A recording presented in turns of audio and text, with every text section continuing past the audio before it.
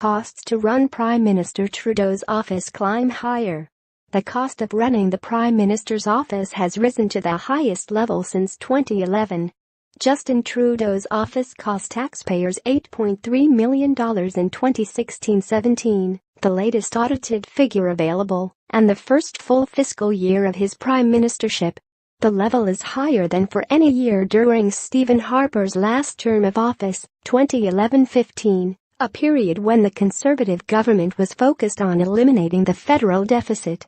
And it's 20% higher than in 2015-16, a year during which Harper turned over the keys to Trudeau after the October 19, 2015, election. The vote followed an unusually lengthy 78-day campaign, when the PMO operated at reduced levels, for a total of $6.9 million. Opposition Conservative MP Peter Kent said the latest cost increase is not surprising, given the Liberals' tendency to spend pretty wildly.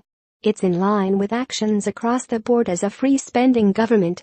But a Trudeau spokesperson defended the rise, saying it reflects the Prime Minister's commitment to connecting with Canadians. Conservative MP and ethics critic Peter Kent says the rise in the cost of running the PMO is reflective of the Liberal spendthrift ways.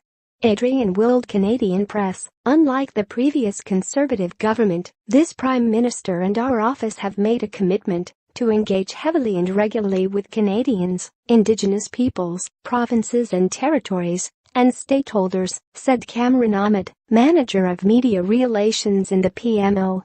Current funding levels for the PMO reflect this increased degree of engagement and account for more domestic travel and meetings with Canadians. The $8.3 million, which includes salaries and benefits of political staff, transportation, communications, and professional services, is surpassed by 2 years during Harper's 2006-15 period in power, that is 2009-10, $9.7 million, and 2010-11, $8.9 million. But the Conservatives then and now have defended that higher spending as directly linked to the rollout of the Economic Action Plan, EAP, the massive spending program designed to cushion Canada's economy from the fallout of the global economic meltdown of 2007-08. The PMO, for example, hired an additional 20 people in 2009-10 for government communications, partly to inform Canadians about the EAP.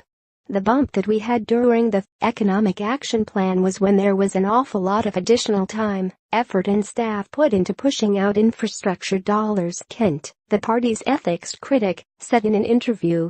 The audited costs of running the PMO are contained in the Annual Public Accounts of Canada, tabled in Parliament each fall.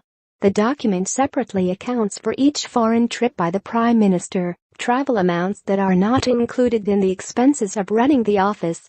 In September last year, two aides in the Prime Minister's office repaid part of the total of $207,000 they had received for expenses in moving to Ottawa from Toronto following the 2015 election.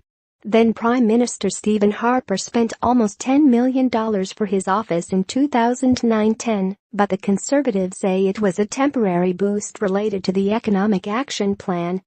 Carl Bawley, Prime Minister's office, Trudeau's Chief of Staff, Katie Telford, and Principal Secretary, Gerald Butts, said in a joint statement at the time that we were eligible to be reimbursed for a bunch of costs that we don't feel comfortable about.